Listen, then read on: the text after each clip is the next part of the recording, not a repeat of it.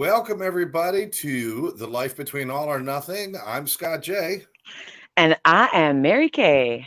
And we're here to talk about changing your life, following your dreams, getting to know yourself, and just overall doing things better for you. And no matter what Yeah. point you are in your life, it's never too late to reinvent yourself, to try new things, or to do something different. And just get unstuck. Is that a good way to say it? Just get unstuck. Yeah. Let's get unstuck, Scott. Are you wearing your jammies? I am You're wearing a I'm wearing my jammies. See, my jammies, I don't wear like jammies because this isn't like the Dick Van Dyke Show. Okay, so I don't wear jammies. I wear boxers and a t-shirt. Now, I'm wearing sweatpants. I'm not wearing boxers because if I have to stand up, I don't want to have everybody get a show. But I'm wearing sweatpants and I'm wearing my t-shirt, and just to jammy it up a little bit, I am wearing my favorite bathrobe. Love it, love it. Well, I'm wearing my jammies. I'm wearing my sheep. I don't know if you can see the sheep on here. Yes, there's the sheep. Yeah, there's the sheep. So those are my jammies. I hope our audience is also wearing their pajamas because we asked them to get comfy, cozy, and have a jammy, maybe a teddy bear. Karen, hi Karen. Are you wearing your jammies? Karen's with us wearing jammies, hopefully. And Hi, Sandy Mom is Mom. with us. Sandy Mom is with us. And whoever else is out there, and when you guys join in, hopefully you guys are wearing jammies. And there's a reason we're doing this. We're not just being silly, although there's nothing wrong with that. Yes, we are. Is there? I am. It's okay to be silly sometimes. Yeah. Today was one of those great days when I went to work, and Karen and I, we have the Addiction Training Center. We have the One Brother, One Sister, our nonprofit. We have our companies, and our offices are about 10 minutes from our house, which is nice. She lives down the street from me, so we're right there. And I love days like this because we go in days like this and we're not seeing people. And it's like you could tell there's days when we're just working in the office because we're in T-shirts, I was wearing a shirt that I painted. It was covered with paint all over, and just wearing that in my office today. And every once in a while you get that moment where it's just like, well, what if somebody stops by? So I'm going to have to remember just to keep a spare shirt there just in case. There you go. There you go. That's Karen's in her T-shirt ahead. And sweats. She's got a T-shirt perfect. And sweats on. There we go. Nice and comfy. Nice and comfy. But yeah, but you work from home most of the time. I do. So are there a lot of days when it's not dress up day and you just... Well, I can tell you that most of the time I am dressed up from the waist up. And then from the waist down, I am wearing tights and fluffy socks and leg warmers. But yeah, from the top up, I'm most of the time dressed up if I know I'm going to be on camera, especially that day. There are so many people out there with this whole video conferencing meetings and all this stuff. Oh, yeah. That they are not wearing pants. I'm not saying they're naked underneath there, but... Well, they could be, but who cares? They could be, but guys are wearing, the jacket, the tie, the shirt, and wearing a pair of gym shorts or something, and just sitting down.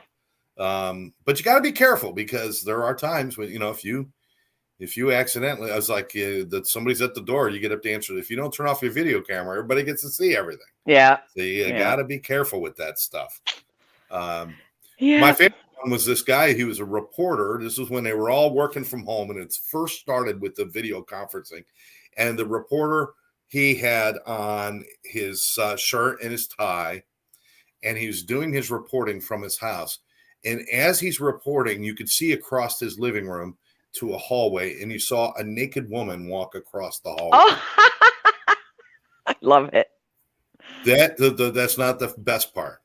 Oh. He sees it in his monitor and jumps up to go tell her to stop. He realized he's not wearing pants, and his wife was out of town. That was his girlfriend. Oh. Yes. In his house. Wow. Naked girl, wife out of town, probably watching him. He's caught in his boxers and a naked woman. Wow. Meanwhile, her lawyer is also watching going, whoa, we won, girlfriend, we won. record. Cha-ching, cha-ching. Cha-ching. Oh, cha-ching. man. So many bad things can happen. But oh, my God. It's a different world. but It it's is not a different world. everybody's living rooms. I mean, how long has this been? I mean, I know we had other things to talk about, but this is kind of funny to think about this, Mary Kay. It wasn't that long ago that we didn't know what podcasting was. Oh, That that's true. that cable TV was the biggest thing going. Mm-hmm. Now, for me, it wasn't that long ago. For some people, it's like, oh, we've always had cable TV since the dinosaurs. No. Yeah, well, they're 22, right? They don't know. I got shoes older than most of you people. And now it's like, we get to have our own show. We get to be in everybody's living rooms or on their phones or tablets or computers. We get to show up in our PJs, and we get to share our thoughts, whether they're good, bad, indifferent, or just bad shit crazy. We get to share with people. It's nice. Yeah, bad shit crazy. Yeah. Ronald says karma's a beautiful thing. Yeah. It sure is. That poor guy caught some karma. Yeah, I know his story. Yeah. So it's been a week. How are you? How was your week? My week's been really good. It's been interesting to say the least. So I was telling you earlier about this chatbot GPT thing, and I'm just playing around with it and trying to figure out, okay, what can it do, and then what can it do for me? So I think it's a really interesting tool. I'm going to be exploring it more next week and just see how can I help it, or how can it help me move some things forward, some things in my business, some things in my my coaching business or my freelance business, or whatever. I don't know. Maybe something personal, something at home. I don't know, but it seems pretty neat, and there's a huge buzz around it. So that's my excitement for the week. And also the twerking. So I can tell you, because I put a post up the other day saying, okay, after 7 days of twerking, I'm like, you know what? This is a lot of fun. It totally primes your day. Sorry, what were you going to say? We're talking about twerking, right? Like bending over and shaking your butt. Yeah. That's what we're talking about, right? The bottom bounces. Yes, exactly. But it's a dance move. Like it's a series of, like, I guess 5 different moves, and you need to master each one and then in sequence, and then do it so that you can get the jiggle going on too. Anyway, it took me a while to just get it right in front of the mirror, and I'm laughing. It's like 5:30, 6 o'clock in the morning, and I'm laughing my head off. What a way to start the day, right? Can we put that on the list of things a guy will never do? But no, I think guys should do it too. I don't think they should. Why? I don't even like looking at my ass in the mirror. I don't want to be twerking or doing stuff like that. I don't get it. I mean, it was like when Miley Cyrus did it, I was like, game over. I just can't look at this. This is too much. But no one has to see it. No, it's just part of the fun. So find something fun to do as part of your morning routine. And maybe it's not twerking. Maybe I do belly dancing too, but not every day. No, I like singing in the shower. Not everybody likes to do that. I like singing in the shower, and I do that. And I've learned, don't look up at the water while you're singing. I've learned that. Do we need to send you a lifeguard? I only had to choke 5 or 6 times before I figured out. Oh my God! Look down when you're singing in the rain. But funny. I love singing in the shower. So I got little routines I do. I do dance around my house when I'm alone. You do? Not just when I have music playing. Not just, it's not like I just get up and all of a sudden I'm Mary frickin' Poppins and I'm dancing. When I have music playing, I will get down and, little Cabbage Patch. Oh my God. Karen does walking at 5:30 a.m. That's her crazy morning routine. I love it. I like to do the walking too. Except that the last little while, winter here is a little rough on the doggies' paws. So we don't do the full on walk. So hey, if you guys got anything crazy you like to do, twerking, singing, tell dancing, us. Let us know. Whatever. Let us know. What are your releases for your creative energies and things like that? Yeah. Or even better, what are your releases for that little kid inside of you that just every while wants us to go run around in the rain? What are your releases for those things? Because that's a healthy thing to have. It's healthy. And you know what? I had an experience today I was over at my parents' house and my mom's like, could you teach me how to get back on the Facebook so I can call my brother? Like, okay. So we went through the whole thing, wrote down the instructions for her. I love this. Old people call it the Facebook. The Facebook. Help me get on the Facebook. The Facebook. I love that. So I get her on there, and as soon as she gets on there, and I guess her status showed green, one of her cousins called her from Cyprus that she hasn't talked to in, I don't know, like a year or maybe more. And so they started chatting, and I'm just watching my mom like she's like a little kid with this. And so first it was her cousin, and then once we hung up from her, she wanted to call her brother. So I'm like, okay, yeah, you just go to the left side here, pick a name, and then just hit either the little telephone icon or the video camera if you want to see them and they see you. So she hit the video camera because she wanted to see her brother. And it was awesome. And she's just like a little kid, and the childlike wonder in her face and her demeanor. And I'm like, okay, I need to make her do this every day. That is so cool. Yeah, it was cool. And it's fun teaching some, some of the seniors and older people. I don't know if I should say that because we're so close to it. What? Speak for yourself. I'm so close to it. Excuse me. I'm sorry. The Metamucil just kicked in. No, it's fun teaching them some of the new technology and seeing them light up and seeing that because we're so used to it that sometimes we take it for granted how incredible it is.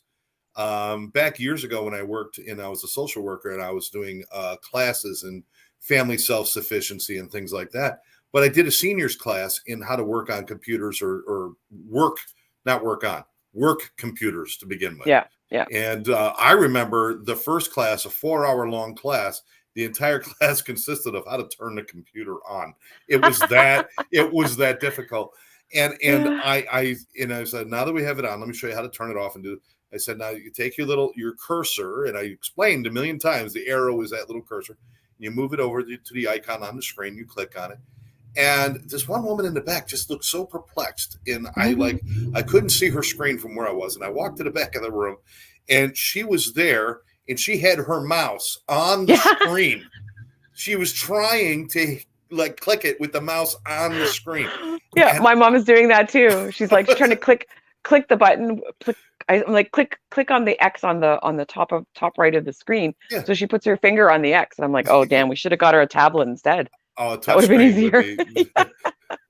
See, Ron says Chris Farley sang in the shower facing the water in Saturday Night Live. Okay, yes, I do remember that. Oh, I don't remember that. Yeah, it was just one of the skits he did, singing in the shower. I have to look it up.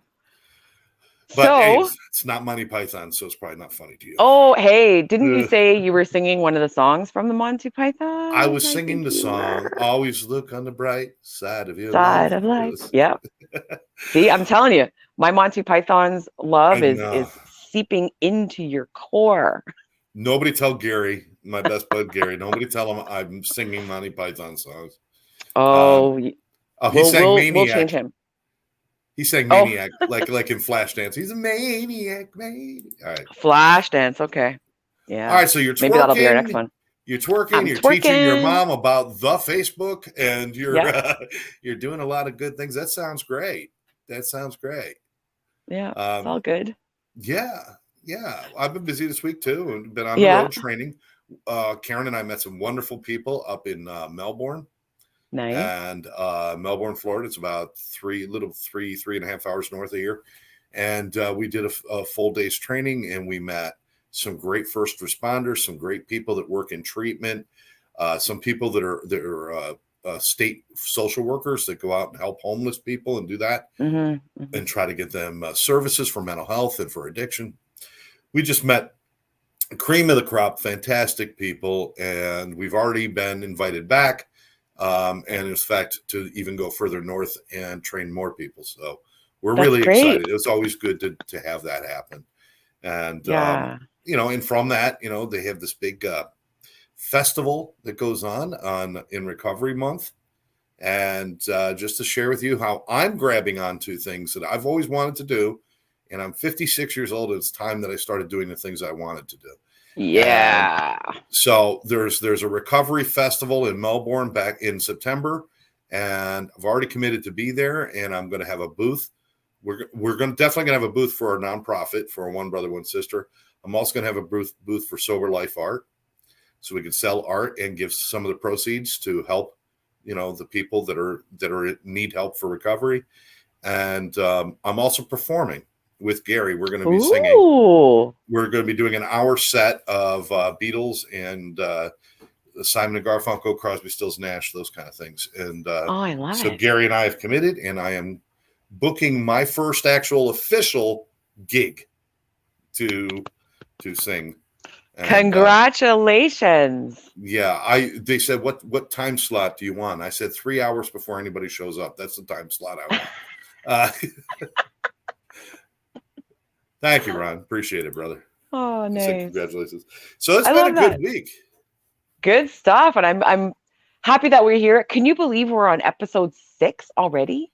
No, I can't. It's 6. I know. That's crazy. And what we've been talking about, everything we've talked about is about finding out about who you are and learning about who you are and not just knowing who you are. See, there's two things you can do. You can know who you are and you can ignore who you are.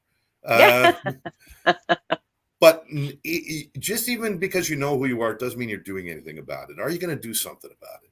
If I know that lights me up and I like doing it, am I going to move towards that? Am I going to start doing those things? Mm-hmm. You're leaning more and more into writing and doing those kind of things because you love that so much. And I want to lean more into, obviously my company, but also into the art and the other things that I have in my life. And I want to lean more into that. And it's never too late to start doing that stuff. It's never too late. That's a great point to make. And that's what our show is about tonight, guys. And that's why we're here. That's why we're here in our pajamas, because we want to encourage you to dream. This is all about dreaming. And we've been talking about getting to know yourself and figuring out the things that light you up. And so now it's time, like, what do you do with that information? What do you do with it? So you use it to craft your dream. You use it to craft your vision. And then once you have that vision in place, then we can talk about working backwards from that. Something I call think big and then shrink big. It's one of the programs that's part of my coaching program where we're looking at the big vision, and then we're going to craft the micro steps that it's going to take to get there. And those steps are flexible, just in case new information comes in.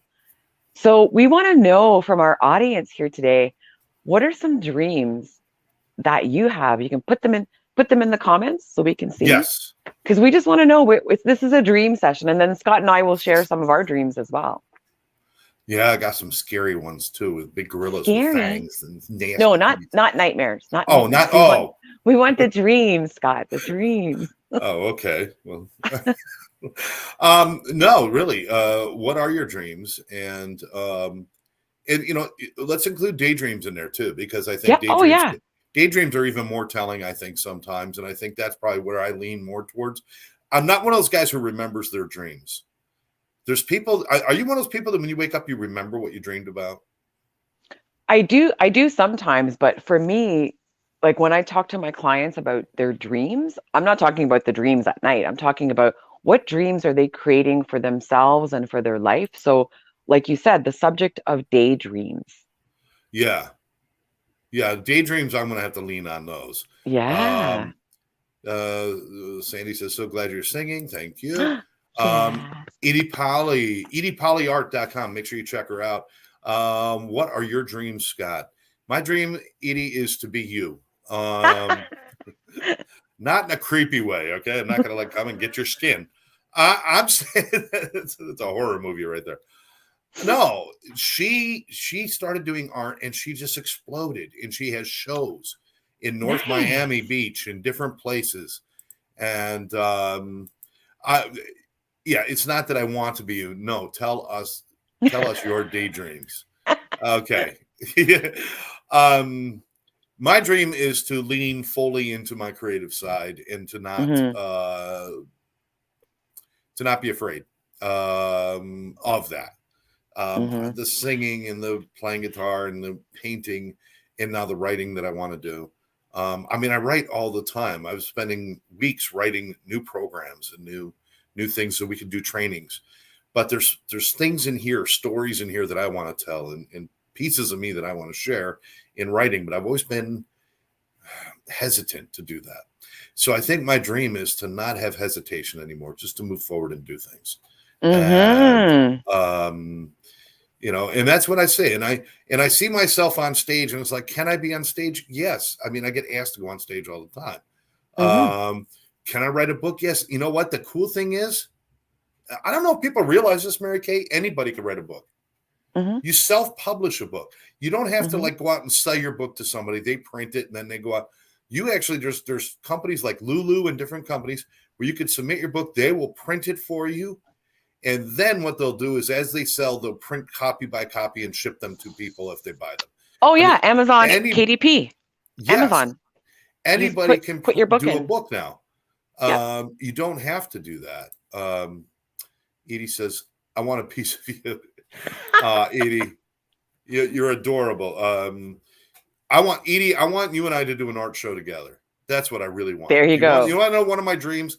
My dreams is for you and I to do some sort of art thing together. Somewhere we just show up, we put our stuff out, we sell some art, and we have some fun. I would love that. And we'll fly Mary Kay down to twerk for us that'll attract the people. That'll attract the people. or repel. It may repel. I don't know. I'll keep practicing. Only if I join you twerking. That's write to yourself like you're the only one reading it, so your true self comes out. You know what, Ron? That's brilliant advice. Yeah. Ron's a friend of yours, right? I love it. He is, and he is a writer. Oh, yeah. He is. He is. And he's working on a couple of projects. I would imagine that's a stopping point for a lot of people who have. I imagine there's a lot of people out there who would love to write, but they get hung up on trying to write something that people want to read instead of trying to write what's in their heart. Is that an accurate statement, you think? And Ron, join in, please, if you think that's accurate. Yeah, in my opinion, for sure. And I'm sure, I'd love to hear what Ron's take on that as well. Yeah, he says that's what he's doing. He's writing for himself. Yeah. Edie says, you got it. We could do a show together. We're going to do a show together. And Ron says that's exactly right.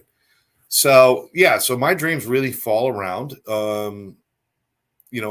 It's a little bit of what I'm doing, but it's to do it unabashedly. It's to do it straightforward, to be more courageous in being me. That's my dream. The only reason I can have that dream is because I am already starting to live the life that I want to live.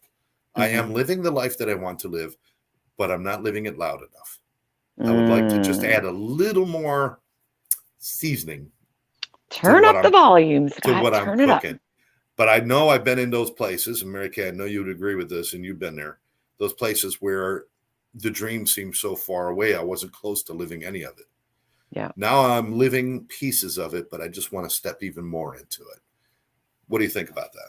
Step by step. And I think, you know what, once you do have your dream loosely worked out in your mind, so you know that you want to be a little more, like you said, unabashedly. I think that's the word you used.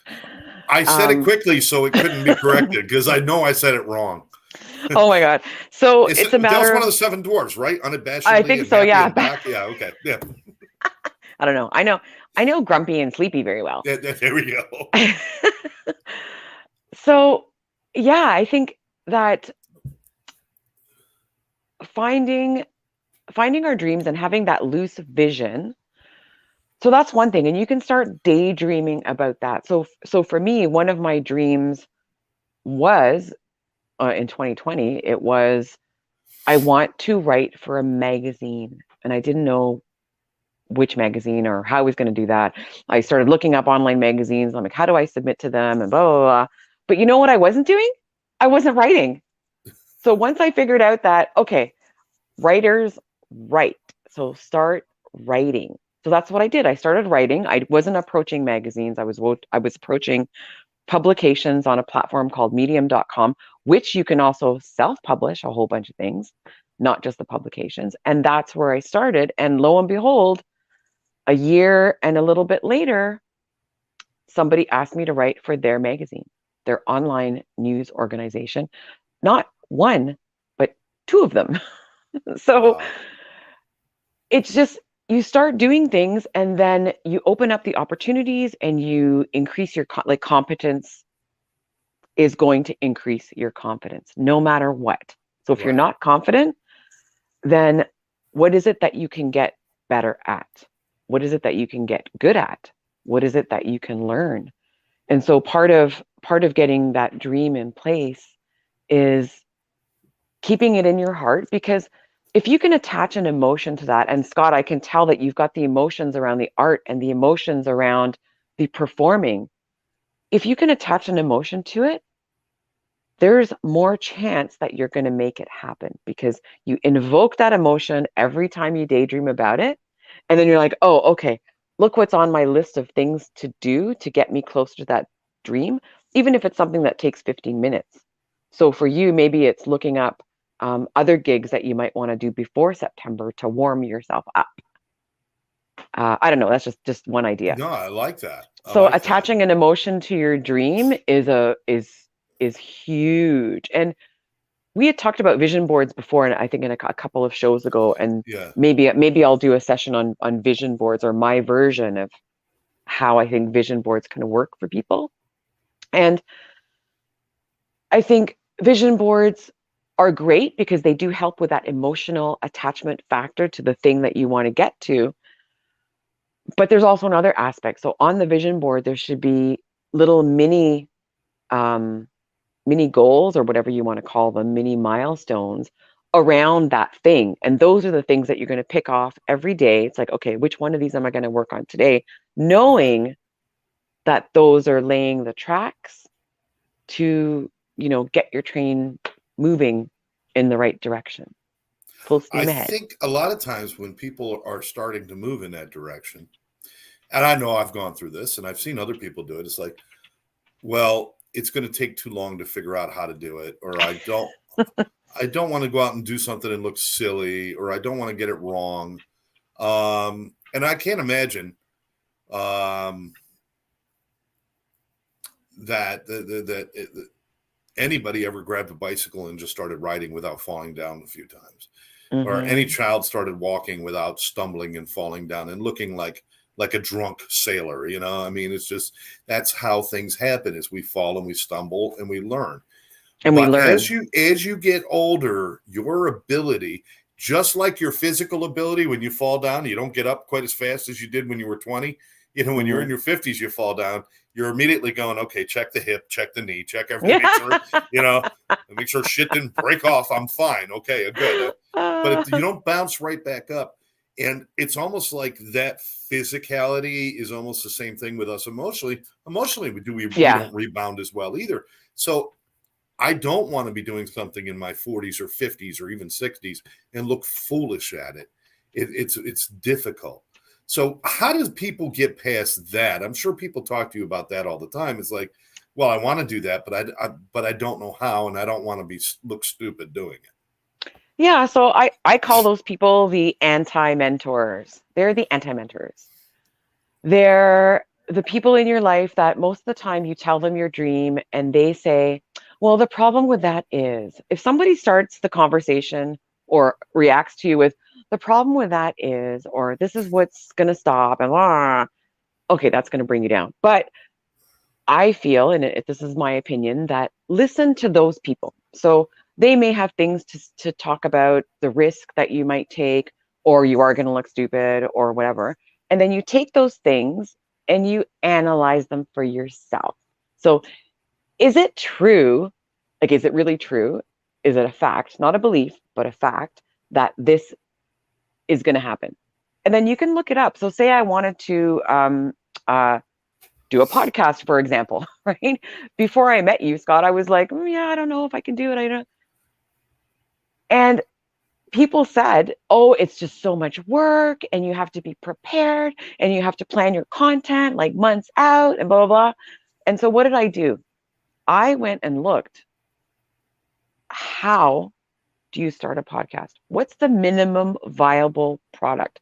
What do I need to do at just the very basic level? Basics, yeah. Sure, it can end up in a studio down the road. It can, we can hire people and all that sort of thing. But, what people said actually wasn't true, or wasn't true enough that it was going to stop me. And Right. I tell people to look for evidence that's contrary to what these contrarians are telling you. So that's one aspect of it, right? Is checking out, is it a fact, or is it their belief? Is it something about them that they're projecting onto you? Then the other thing, of course, is our emotions about it. So if somebody tells me my podcast sucks, our podcast sucks, or whatever, yeah, it might grab me a little bit, but then I'll think, but what's wrong with that? That's okay. If Right. somebody doesn't like it, then they're not part of the audience that we're talking to, right? It's not for Yeah. them. And You're not going to that's be everybody's cup okay. of tea. Yeah, you're not going to be everybody's cup of tea. And that's okay. And and some people, they like to overcomplicate things. And maybe they do spend weeks and months planning one podcast, and they do all of that. And these are the same people who feel it's necessary to chew Jello 32 times before swallowing it. But that's them. Everybody Yeah, does that's things them. differently. And what you're going to figure out is, okay, we have let's get the comment up here, then I'll finish my Yeah. thought here. You have to be willing to make mistakes while you are learning. It's part of the process. Absolutely. That comes from Sandy. Absolutely. That's amazing advice. Yeah. That's Learning. exactly how you learn, is by making mistakes. But what you also learn is that I'm never going to do things the way I think I should do them. I'm going to do them to my abilities to do them. Mm-hmm. In my head, I think I should go out there and sound like Elvis and do all of this stuff.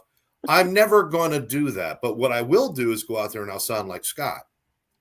And what I have to understand is that if I enjoy singing, then singing as Scott is all I've got. And just do it. Yeah. And your voice is great. I can Well, tell thank you. you. Your voice is great. I've heard some of the songs. Well, I appreciate that, but I think it's more to the point of, I watch, listen, me going out there and having a voice crack or hitting a bad note or a sour note while I'm singing is not ending anyone's life. It's not going on TMZ. It's not going to be reported on the evening news. It's not like Roseanne Barr went out there and butchered the national anthem. Oh, and God. Everybody talked about it for years. Nobody gives a shit if Scott hits a bad note. And why do I care so much then? Why That's a is good it so point. important? I go to the Metropolitan Museum of Modern Art today. I will walk around there, and 90% of the paintings that are hanging in there, I will tell you, they look like crap to me. Mm-hmm. And every one of them is worth millions and billions of dollars. And they're telling me this is art. And I'll say, that's not art to me. But then I'll go look at something else and I'll say, that I like. Mm-hmm. Everything is subjective. People like some things, they don't like other things. If everybody did things exactly the same way, there's no variety, there's no diversity, there's nothing. You and I do a show the way we do it because this is who we are. I'm going to sing the way I sing because that's who I am. I'm going to paint the way I paint because that's how I paint. And I'm going to teach the way I teach because that's how I teach. And that's how I write. And that's how I do things. And that's the point I'm getting to today, where it's stop trying to be something else and just be you and take you to the next level. Don't try to take me out of myself to the next level.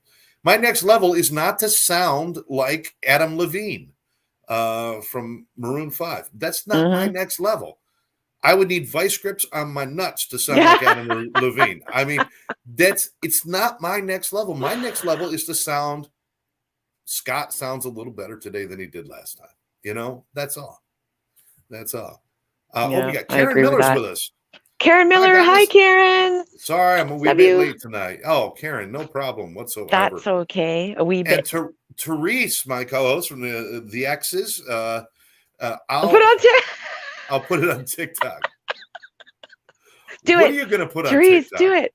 You're singing. Oh, you're going to put my singing on TikTok? like Adam Levine, yeah, because your nuts are in the vice grip. Like she wants that on TikTok. It was so funny. Therese, Oh my I was God. telling you earlier, Therese called me today. She called me and is like, I knew bad weather was coming up. In fact, I'd sent her early in the morning. I said, be careful, bad weather heading your way. And then I got a call from her later and I was like, oh, I hope she's okay. And I answered the phone. She goes, I'm just telling you, I don't want to talk to you. And I'm like, what? She accidentally dialed my number and didn't want to just hang up. So she had to wait for me to answer the phone so she could tell me it was an accident and she really doesn't want to talk to me. That's It was so a sweet, very Therese. interesting conversation. It was really lovely, actually. But we laughed about it. It's always good. Oh, She it's said, too funny. yep. And Therese is let me tell you something about Therese. Therese has made a resolution this year that she's going to be out in public more and doing more things. She's doing TikToks with her daughter. Nice. And by herself doing these great TikToks. Very Oh my God, I have entertaining. to follow her. You have to, and she called me the other day or texted me a picture. She was in Barnes and Noble, just went out to go hang out at Barnes and Noble bookstore, have some coffee, read books, and get out in public. And I'm sorry to give away your stuff, Therese, but I'm just saying, everybody can start making changes anytime they freaking want. Yeah. Everybody can start moving into it. Ron says, what we did learn on the show today, twerking with your nuts in a video. LOL. I'm glad you learned something, Ron. I'm glad you learned Then he something. fixed it. Vice. Okay, not in a Vice. video, in a Vice. Okay. Yes. I would be twerking then if I had, yes, and singing like Adam Levine. Let's move away from the nuts comment. I shouldn't have said that. I apologize. I'm in my PJs. What do you want, people? Yeah, yeah. These things have a us way too. of devolving. Lynn's with Oh, us. hi, Yeah. Lynn. Amen, Hi, Lynn. Scott. Yeah. No more nuts and vices. We're not doing that anymore. Oh my God. Okay. No more. No more. No more. But, you know, I think that one of the reasons that we started this show is because we're both excited about the prospect of people becoming better for themselves and people making changes. Mm-hmm. And how exciting is it to you to work with people and help people do that? Oh, it's incredibly exciting. As soon as I hear somebody or see somebody have that like tiny aha moment, the tiny one, just when an eyebrow raises, like they've heard something that they've never heard before and they get excited about it. It starts with the raised eyebrow, then it's like, oh, can I do that? Yes. Oh, and I'm going to ask them, well, can you? Sure you can. What's it going to take? How much do you want to commit? Let's build that plan. Let's see what you're missing, and we'll try and fill in the gaps. Let's see what the obstacles are, because I mean, when a client tells me about their obstacle, their barrier, we do an analysis on it. So we look at it and we go, okay, is it an obstacle? Is it a barrier? Or is it an excuse that you're using to not do the thing that you really want to do with your life? And most of the times it's an excuse. Sometimes it is a little bit of an obstacle that we just have to figure out how to get around it or over it or through it or under it, but there's a way. And then, sometimes, very seldomly, it's a barrier, like an actual barrier that they will not be able to get past. And when we get to that, and so it could be something like an educational thing, and they're not willing to invest $25,000 in this program, or having somebody on retainer, or anyway. So to them, it's a barrier.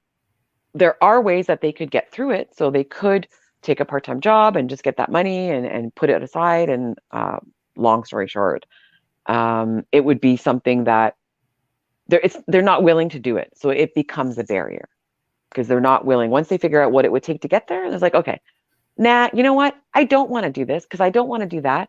And then it's okay to say, yeah, you know what? That's not my dream anymore. Yeah. Next. That's funny.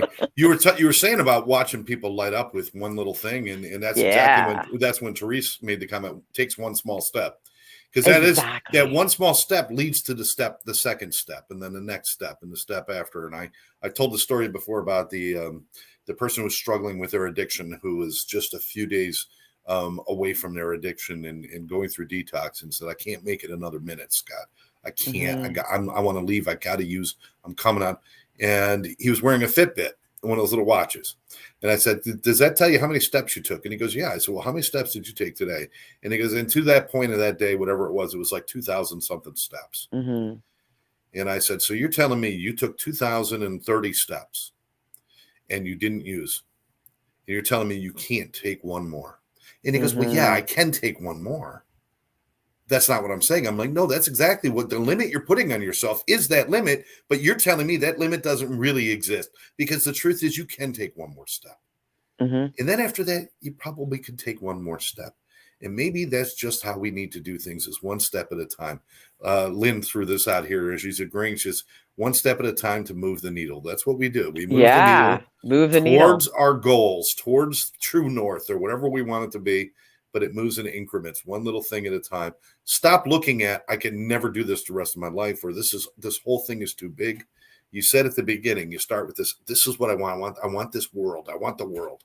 But I'm not going to get the whole world by trying to eat the whole world. You know, start with one little bite and one little piece. And so I kind of bring it into a micro focus. Aim small, miss small, aim small, miss small. You go for one little thing. Ron is saying, sharing ways to be a better you is inspiring. Thank you, Scott and Mary. You're welcome. Oh, you're welcome. Lee H is with us, saying next. Oh, yes. Lee. Hi, Lee. Yes, next. But these are all things. I wonder that when we put the limitations on the things that we want in our lives and the things that we want to be, listen, I wanted to be an astronaut when I was a little kid. I'm not going to be an astronaut at this point in my life, but it doesn't mean that my love of space has to be wasted. That's right. I could read about aeronautics. I can go to I actually am close enough. I could drive to the Kennedy Space Center and watch launches if I want. Cool. I could do those kind of things if that's what I want to be a part of. Whatever you want. Okay, listen, nobody's blowing sunshine up your skirt. If your dream is to be a basketball player and you're 4 foot tall, it ain't happening. I'm sorry. Okay. But your love not of not an NBA not in the NBA player, but you could be a basketball player elsewhere. Let's do it this way. My dream is to be a great baseball player, but but now I'm 60 years old. Well, no, the days of you being a great baseball player are over, but there's rec leagues that you could join. You can coach youth leagues and share your love of the sport. You can watch more baseball. You can go to more games. There's all sorts of ways to express different things. We may have to make small adjustments because some of our dreams, of course, listen, I'm never going to be Superman because I'm never going to fly. It's just not going to happen. I've waited for wings to spring from my ass. They haven't happened yet. That's not going to happen. But I could do other things if I love that. I could take an airplane. We make minor adjustments, but no dream is unattainable in its totality. It just might mean the whole thing we got to make adjustments to. But those barriers you're talking about, Mary Kay, I would argue that 90% of the barriers people come across are barriers that they self-inflict. Well, you're right. You're right. Yeah. Yeah. They start with I can't or whatever. And I just can't do that. I can't. I'm not smart enough, or I'm not good enough, or I'm not. The things that start with that self-deprecating kind of statements, or well, yeah, I want to do that, but nobody wants to hear what I got to say. Those are all self. Those are walls that we built. Every brick we put in there is our own thinking. Every piece of mortar in there is our own self-talk. Those are our walls. If you don't want to have them, stop saying those things and start doing something different. Well, and start doing something different and ask yourself this question. When you say to yourself, I'm not good enough, or I can't, blah, blah, blah, fill in the blanks. Ask yourself, how do I know that's true? I'm always going to go back to that. How do I know that's true? How do I know that's a fact? How do I know that's true? And 99.9% of the time, you'll be like, oh, maybe it's not true. And then you go and find out, okay, I'm not good enough yet. What do I need to do to get good enough? And then you can go off and do those things. Your friend Lee is brilliant. Yes, he sure is. Lee said, argue for your limitations and they are yours. And they are Richard yours. Bach. Yeah. Richard Bach, who wrote Jonathan Livingston Seagull. He also wrote a Yes. book, Illusions, The Adventures of a Reluctant Messiah. And I have the handbook for the Messiah's Handbook written by Richard Bach right here. And it says the exact same thing in here. Argue for your limitations and they are yours. I love right here, that. I look at the Messiah's Handbook every day. Lee, it's nice to meet a kindred spirit in reading Richard Bach. That's great. Oh, yes. Lee is actually a reverend. He's one of my friends that I met on Clubhouse, and he's the one that got me to read Illusions. And then I read Jonathan Livingston Seagull, and Lee is an amazing human. He gives of himself every single day, and he's working towards his dreams too.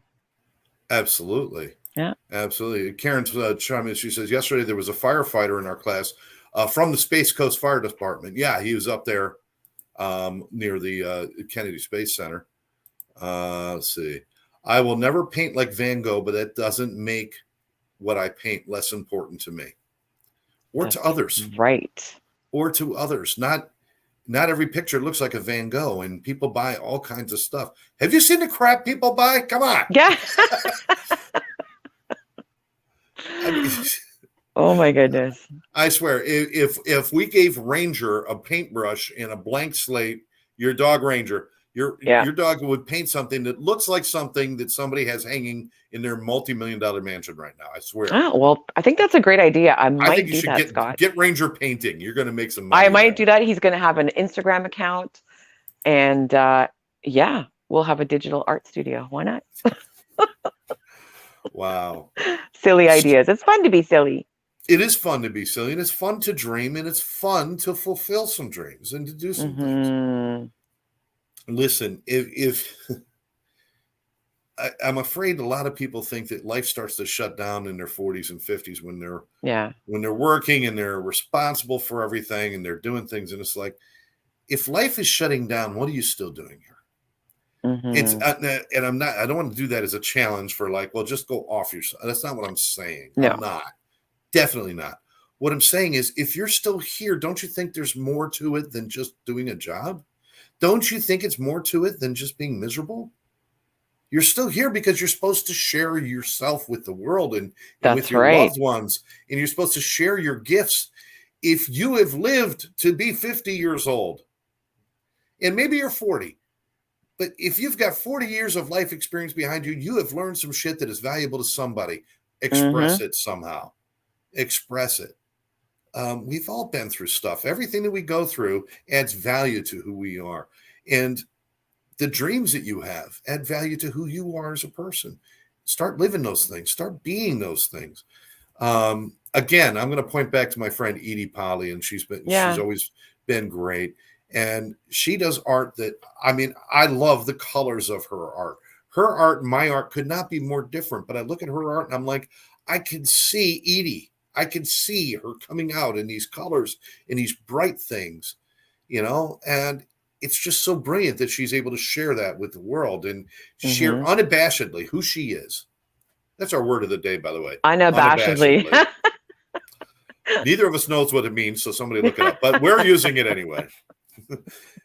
And there's people like my mom, who started painting a couple of years ago when COVID shut the world down. And she's always done little arts and crafts, and she used to do jewelry and make jewelry. And she decided to try her hand at real acrylic painting. And now people are hiring her to do portraits of their pets and farm scenes, or like barn, like barns and winter scenes and lake scenes and beach scenes. And her favorite, gnomes. She paints beautiful gnomes. I love it. She hates them, painting the gnomes. But she does it.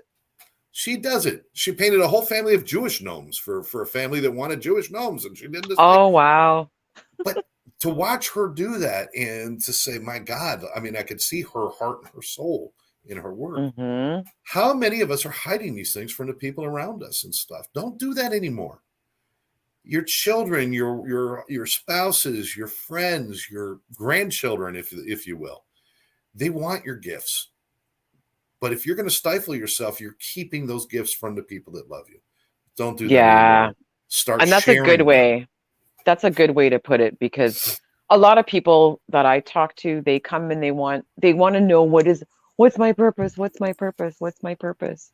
And that puts a lot of strain on yourself. And that's exactly what you said, Scott, is what I tell them. Your purpose is to share yourself with the world.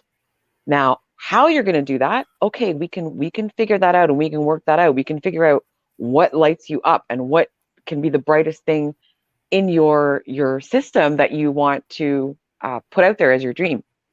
So yeah, if you don't do that, you're right. You're robbing the world of that lit up Scott, or that lit up Lynn, or that lit up Sandy, or Or Lee, Mary. or Mary. Yes. And Yes. yeah, and it's funny because now in my mid 50s, I very much appear to be an extrovert, and because I've worked on being an extrovert, but you wouldn't have seen me do anything like this prior to age 40. It wasn't happening. Right. It was just something that I felt closed off. I felt different. I felt like I didn't belong in things, and I would just have to assimilate into whatever group that I wanted to assimilate into. And once I figured out that it's not that I don't care what people think, because I do care what people think, right? I'm not going to Yeah. say that I don't. And I think it's healthy to care what people think in some degrees.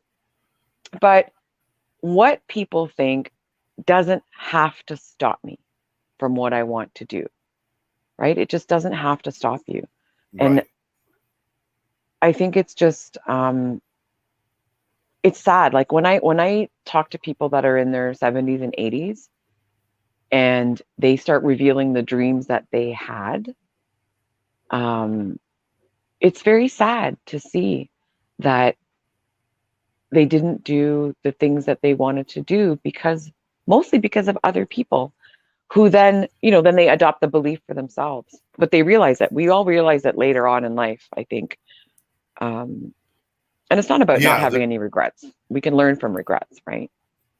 There's a lot of outside influences like pushing on us, and it's like, Yeah. again, I think I talked about this last time, but this is, you're standing at the kids' party, and all the adults are standing in one spot. The kids are in the bouncy house, and every adult standing there, almost every adult, most of the adults standing there have it go through their head, I just want to go in that bouncy house. I don't want to stand Mm-hmm. here. I don't want to talk about, the gas prices and taxes and healthcare. I don't want to stand here and do this adult talk. I want to go bounce around with those little snotty ankle biters in there and bounce them around that bouncy house and jump up and down and have fun. But we restrain ourselves, Mm-hmm. partially because of what other people would think. But more importantly, we like to blame what we think other people would think. But the truth is, the only judgment that can be made on us is the judgment we place on ourselves. If Mm-hmm. somebody says to me that, Scott, you're just acting stupid, and you're acting childish, and you're acting silly, I might take offense to that, because part of me believes that, well, they're probably right. So I'm a Mm-hmm. self. But if they walked up to me and said, Scott, you're being a duck-billed platypus, I'm not gonna. I'm not reacting to that, because I don't believe that. I know that I'm not a duck-billed platypus. It doesn't affect me. The only times things affect us, when people point things out or there's judgments against us, is if we believe those judgments to be true. When we do Yeah. not believe them to be true, we are no longer afraid of those things. So next time you think, I don't want people to look at me a certain way, that's not your problem. You Mm-hmm. don't want to see yourself that way. And Mm-hmm. until you change that judgment about yourself, you will never be able to be free of those chains. You'll never be free to be who you are and do what you want to do. Stop judging yourself. When you no longer have judgments against yourself, anyone else's judgments carry no water, no weight. That's just them calling you a duck-billed platypus. It carries nothing. That's a fantastic point, Scott. That's a fantastic point. And you're right. It does trigger feelings in people, because they also hold that belief about themselves. But we can Right. we can change our beliefs. I mean, you and I both have changed our beliefs over our lifetime, many, many, many, many times over. And even if I had this belief about myself in my 20s, I've changed. I've Yeah. changed since my 20s. So maybe that belief isn't true anymore. Let's take a look at it. Let's examine it. Let's cross-examine it. Let's ask it questions. We can change our beliefs. Let's put it in the interrogation room and beat the snot out of it and cross-examine it. And no, Yeah. really, we should Yeah. challenge those things. Karen Miller says, I never cared what people think. The wee Scott I am won't allow it. She's Scottish. she's Oh, a the wee wee Scott. Scottish, the Oh, wee I thought Scot. she was telling me I had to Not go not wee. The Scott I am will not allow it, not to care what other yeah. people think. And she's saying, great point. Again, when you are confident in yourself, when you feel good about yourself, when you can look at something and say, I did good, and that's good, Yeah. and that's fine, that's good enough, then nobody can take that from us. But if we are still critical of ourselves, critical of our own movements, critical and judgmental of ourselves, we will take everything. In fact, we will blow it up. I don't think I did a good job. I think I did a lousy job. I think I'm no good at this. Now, all I need is one person, not even to make a judgment, but just look at me sideways. I'll create the judgment for them. And prove it. Yeah. They looked at me funny. They think that I'm a piece of crap. Well, no, they don't. You do. You think you're a piece of crap. Yeah, absolutely. Own it, people. Own it. If you want to change it, you got to own it first. And once you own that, all of those barriers and all those judgments that are stopping you are yours. Once you own them, then you can change them. But you can't own things you don't change, or you can't change things you don't own. And own the things that you've already proven to yourself that you are good at this and you are good at that. And make a list, put them in a book, put them in a journal, put them in a jar. If your day is full of 25 good things that you did, put them all in a jar and then do the same thing and keep doing it and keep doing it, keep doing it. And then on the days that you feel like those people's beliefs or even your own beliefs, you're just not at that level today, you don't have that energy, that vibe, go to that jar. Start picking out the things and reading them, right? I have that. I have a book that I write down my the good things that I did. And sometimes the good things are, I made that cashier laugh today. Like it might be something this big. Yeah. I'm still writing it down because I know there's going to be days where I'm spiraling into some kind of mood or some lack of confidence temporarily. And that's going to bring me out of it. So, start a jar or a book or in your phone or a bunch of stickies on the wall. I like stickies. Yeah. Big time stickies. Absolutely. Nobody made $1 million by making $1 million. They made it by making $1, then adding another dollar, then another dollar. Mm-hmm. Every small thing you do, everything that you do that moves you in a positive direction, you need to acknowledge that. You're not going to stop and throw a parade just because you did something nice. You're supposed to do something nice, but acknowledge. True. Acknowledge how it made you feel and know that you're on the right path. Certainly, writing those things down. Lee says, all it takes is one. I've done it. Jump into the bounce house and at least 10% more will join in. Then watch out. Yes. And then you've got the law. Then you got the lawsuit because little Timmy got his clavicle broken by Uncle Billy who jumped on him. All right. But Lee's right about that. And I think that's a great point, Lee, because when we allow ourselves to do something that's silly or we might get judged for, it gives everybody around us that permission as well. Join me. Absolutely. Let's do it. And if you're that instigator, then be that instigator. Why not? Be it. You're inspiring. You're inspiring. Yeah. Some people inspire, knowledge. They inspire people to learn, inspire. Some people are just the inspirators of joy. Be one of those. Yeah. Be one of those. Bring the joy and spread it around. Bring the joy. Help people unlock theirs. Yeah. And if you don't have any joy, I got enough. You can borrow some of mine. I mean, there you go. Jump the on library of joy. Jump on the Platypus Express. We are going all the way, baby. We are going. Well, Mary, unbelievably, we are at the end of the show. We have gone through the full hour. Wow. And we could keep going, but that would be selfish. People have other lives, and I don't want to keep them here all the time. And besides, I'm tired of all these people now. I want to thank everybody, Karen and Sandy and Therese and Ron and Edie and Karen Miller and I said Therese and Lynn. Everybody who joined in, and Lee, brilliant thoughts. Gene, Richie, good to see you here. Just brilliant people joining us and sharing your thoughts with us means the world to us. The fact that you take a little time to join us and talk about these things. And hopefully, we start a little trend of stop being stuck and start enjoying your life and start doing something that's worth doing. I'm going to tell you this right now. If you like to do something, anything worth doing is worth doing badly.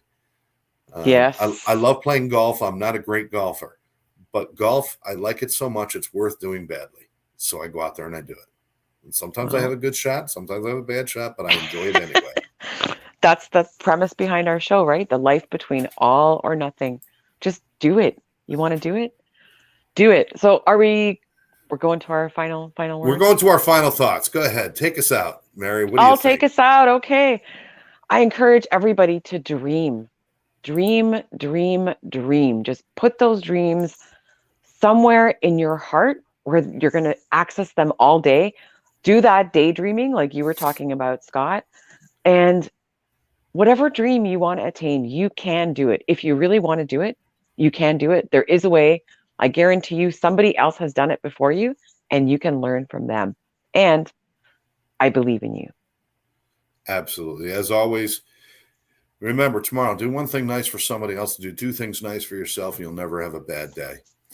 All right, for both of us, Scott J. and Mary Kay, we thank you for joining us right here on The Life Between All or Nothing. We're here every Thursday at 7 p.m. on Facebook and YouTube, and we will catch you next time. Bye-bye, y'all. Bye.